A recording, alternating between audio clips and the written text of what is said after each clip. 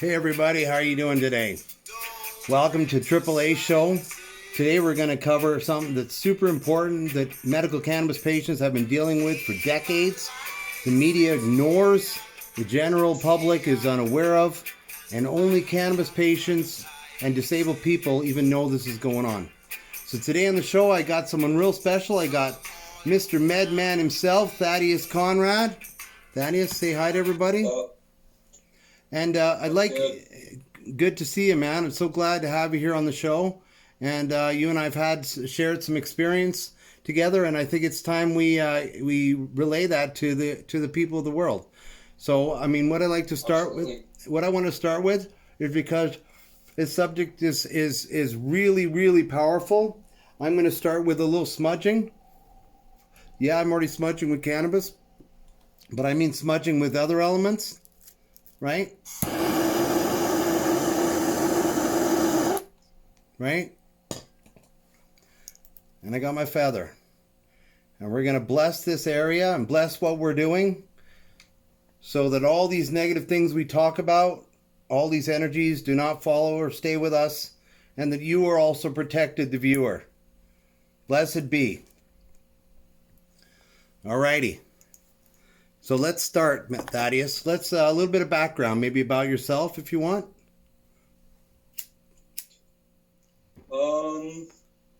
Just been a member of the MMAR since 2007. There's only about 2,000 people in the club back then, and that was around the time of my life where I started understanding the medical value of cannabis, not just the recreational one, because of I had 3 really bad injuries kind of back to back to back. It's almost like that's what happens with concussions is emotionally and even mentally you're kind of and the PTSD from shock from accidents kind of puts you in a mind frame where it attracts more accidents, if that makes sense. Totally. The mind is everything. That was I had 3 doctors. Like, I asked my family doctor to send me to a bunch of specialists, and basically none of the specialists even looked at my chart. And what happened to me, they basically were just like, okay, how much OxyContin do you want? I was like, what? I didn't come to a specialist to get prescribed drugs. I want to see a specialist to learn how to resolve this issue. And they're like, resolve it? What do you mean? I was like, well, aren't you a specialist, right? And to make the long story short, the 3rd specialist I had her send me to actually was like a 95-year-old practicing doctor. And I explained to him what I was trying to do with the cannabis and the diet. And, you know, I kind of don't feel good about it because he was the only guy that actually gave me some holistic advice that I still practice to this day. And he was like, you know what you need to do is just hold weights in your hands and allow your shoulders to relax, because the trapezius muscle is really hard to stretch.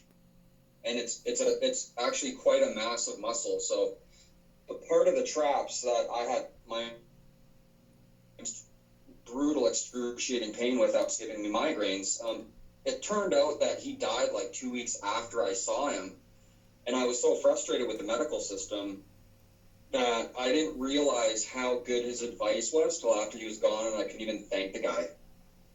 And because of like post-concussion syndrome and soft tissue damage, there could have even been some bone stuff there. I wasn't really in a state of mind to have any confidence left in the medical system, because I didn't really have any from being a young kid anyway. I didn't like pills. I always thought there was something very unnatural about our world and how it's set up and all that type of stuff. So I ended up, my GP finally was like, I went to her and I'm like, hey, I eat pot cookies and I smoke weed, and out of all the specialists I've seen, I don't want to take addictive painkillers. She agreed with me. So the 4th specialist I saw, thank God, was a orthopedic surgeon, and he was actually from England, but he'd been living in Vancouver forever.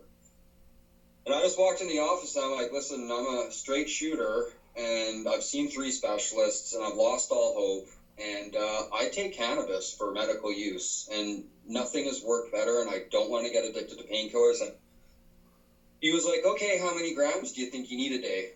Like, there wasn't even a discussion. So I felt with all of the luck that I was having with these injuries, and WCB was fucking me over like they do everybody and all this stuff. So, you know, that's where the afflicted, you know, the AAA comes into play there, right? I was like wicked. So I actually thought I was a smart dude at the time under the circumstances, and I ended up getting a house on 272nd in Maple Ridge, BC. Okay. A man is lucky to be alive tonight after he was shot. And I was waiting for my license, so I was getting my grow set up because I knew it would take a little bit of time. And I actually met another guy who had a license because I ended up managing a grow store in Port Coquitlam forever because I had to quit doing stonemasonry because of my scaffolding accident, my initial scaffolding accident. And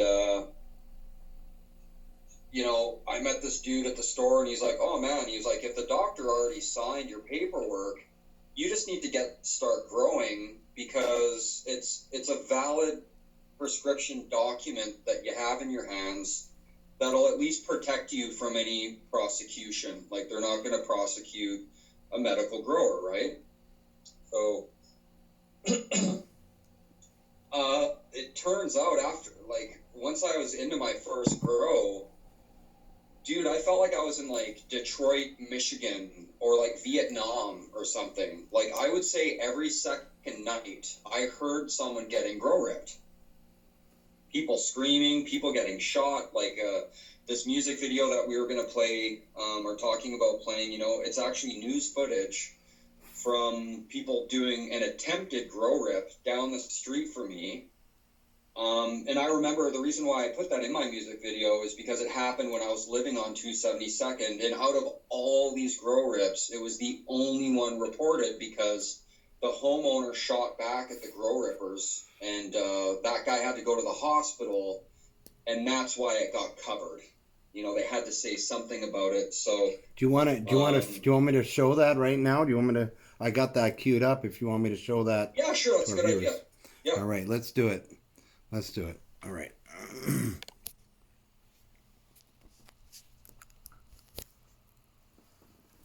Okay. Might be better this way. Okay, ready, everybody? A man is lucky to be alive tonight after he was shot several times while attempting to rob a marijuana grow operation. Now, the man was apparently shot as he approached a home in a rural part of Maple Ridge on 272nd. Police say the would-be robber was spotted by somebody inside the home and they started firing at each other. The victim was taken to hospital where he was treated for his injuries. They are not considered life-threatening. At this point, our investigation leads us to believe that it was a grow rip gone wrong. So basically, criminals trying to break into an illegal marijuana grow operation and obviously trying to steal the product. Now, before we start, you want to just explain about what we're going to be listening to here? This song that this news clip goes right into? So, you know, basically I made the double album, 40 Amps to Freedom, kind of as a creative way to deal with a lot of post-traumatic stress and a lot of crazy times that I went through, you know, from the time I had my accident and getting into medical marijuana. So this is how you, this is kind of how you, kind of was the ripple effect. This is one of your ways of dealing with the emotional trauma of being a victim of this kind of medical marijuana grow rip. Yeah, so you know, what ended up actually happening was I had really cool neighbors that were growing weed illegally, and I think the landlords kicked them out after like 15 years or 20 years, and he ended up putting his trailer, because they were tearing the house down, and I think he was building sea cans in the ground. So he was starting another illegal grow op or expanding it or whatever. And I think he didn't like the fact that he had a neighbor that was growing weed, but we never got to talking or met each other or whatever. So I'm pretty sure, like, it's always the neighbor or someone you know 99% of the time that's involved in you getting robbed, whether it be a bank or whether it be, you know, a casino or at work or whatever, people stealing from corporations, clothing, whatever company. So, you know, there was literally at least well, the funny thing is the grow rippers pulled into his property first, and it was 3 a.m. in the morning. And I was like, this is very weird that that he's getting visitors at this hour. So what's funny is they backed out of his driveway, and I had a fence, like I was pretty protected. So they ended up parking on the street, jumping through these crazy blackberry bushes and a ditch. If anyone knows 272nd Street in Maple Ridge, it's pretty wild. And next thing you know, my dogs were spazzing out. I actually opened the door, ran to my room, and tried to jump out my window, and I have a 44 Desert Eagle basically in my face. So the dude's like, you're not going to get shot, just go back to your front, go. They actually pried my door open with a pry bar, and that's how one of my dogs went out and bit that dude. They pepper sprayed both my dogs because they knew that I had them. Like, they were fully ready. I'm sure my neighbor cased me out. And basically they, you know, after I had a massive fucking hand cannon stuck in my face, me trying to hop out the window because it was pitch black, like in that rural area, right? So I knew how to, like, at least get out of the house. Call the cops or whatever, you know. But anyways, I'm pretty sure they staked out the whole thing. They knew that they knew where I slept, blah, blah, blah. So, basically, I got pistol whipped by one dude because my dog bit him. And my only saving grace was I kind of had to lie, and in front of like 13 grow rippers with full body armor, sawed-off shotguns, fucking 44 Desert Eagles, Glocks, like everything. They were all armed to the teeth, and there was 2 guys that weren't wearing masks. But the rest were all masked up. Clearly the other 2 guys were trying to make a point, or it was a gang initiation or something. But I got pistol whipped, and I'm like, guys, I got brain cancer. And I'm growing pot here legally. So even under that really intense pressure and with my medical situation, you know, the only way to protect my brain from more brain injuries was to actually tell them I had brain cancer. And so they were like, whoa, crazy. What are you talking about? And I was like, yeah, you guys might be lucky that the cops aren't on the way already, because this whole place is alarmed. I'm legally allowed to grow. So they were like, we want to see your license. So I actually went into my facility that wasn't connected to those. And, you know, my licenses to grow were on the other side of the door, because if the cops did ever show up, I could just unlock it, open the door, show it to them, and not allow them in, right? So then they come into the grow, which is like around this corridor, is kind of hidden just in case something like this happened anyways. And to backtrack and digress a little bit, Health Canada didn't want to give me the amount that my doctor signed for. So at the time, I only had 15 plants. So I had like 15 lights, checkerboard system, 15 plants.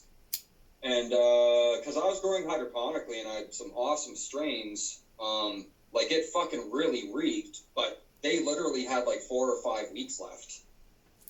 And these dudes thought I had a massive grow up there.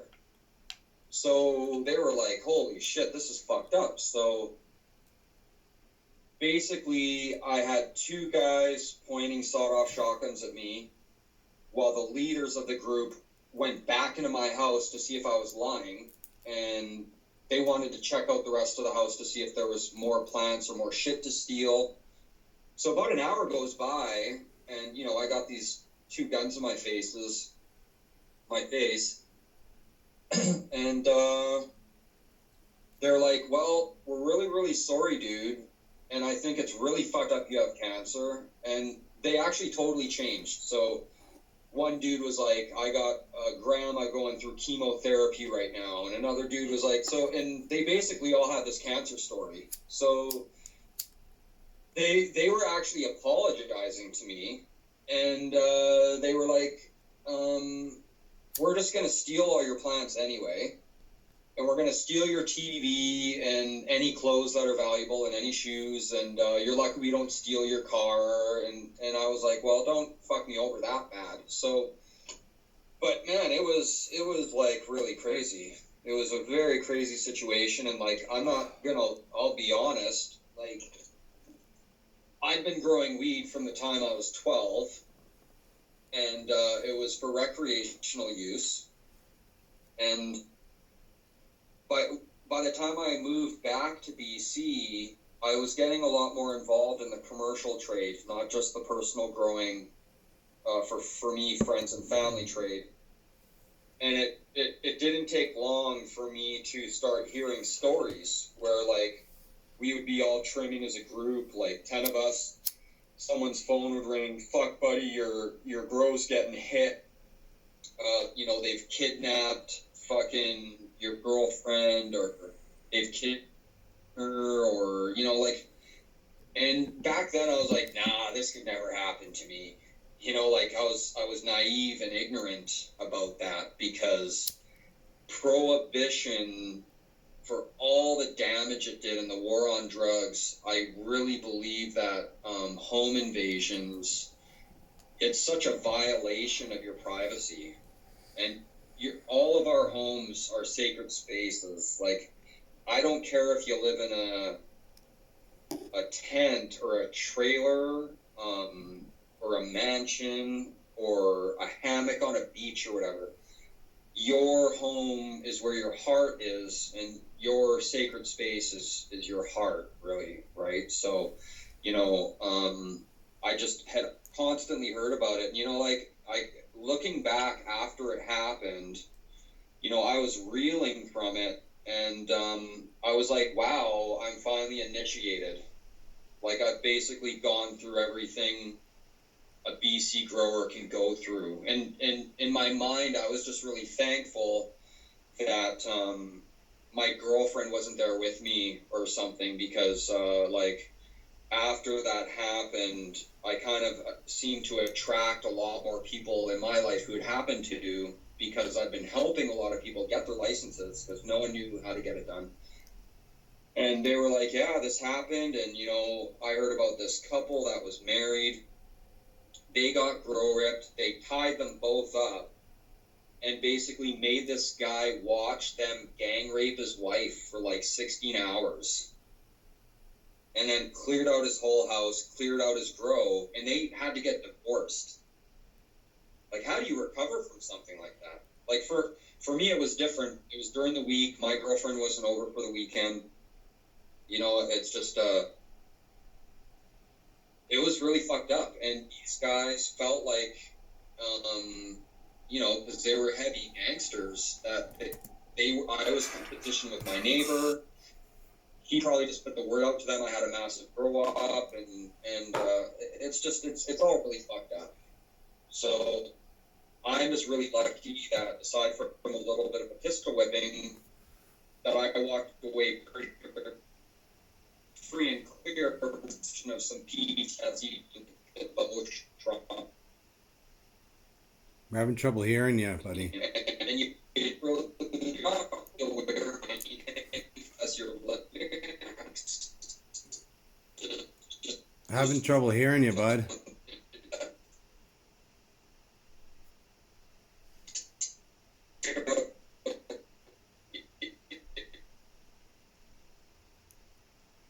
Okay, well, I think what we're gonna do is maybe it's me that's slow too. I'm gonna go ahead with play this song that she wrote about it called "Beat the Ripper." So I hope everyone enjoys it.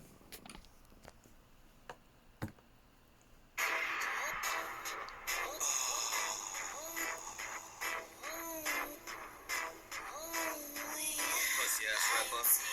Pussy ass ripper. Pussy ass ripper. Pussy ass ripper. Pussy ass ripper.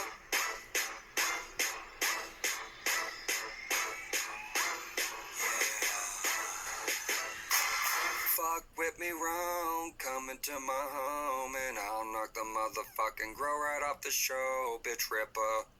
Man, it's thanking this bitch. It must be some pussy ass rippers doing rips. So beat the shit out that pussy ass ripper. Beat the shit out that pussy ass ripper. Yeah. Bitch ass hoe ass pussy ass ripper. Yeah. Beat the shit out that pussy ass ripper. What? Beat the shit out that pussy ass ripper. Yeah. Beat that shit out the pussy ass ripper. I'm a chronic, growing chronic head. Put that motherfucker to bed. Bring that motherfucker here. Throwing apples, plucking nails. No more pretty models, fucking breaking noses, arms and legs. Turn around and go right back to breaking down. Michael Yesko giving up the information without twitching hesitation. Smoking West Coast sour diesel. Make sure there's no lumber too. And I brought a fucking crew. Till these rippers don't produce. This triple 80 single dubs, lames covered too.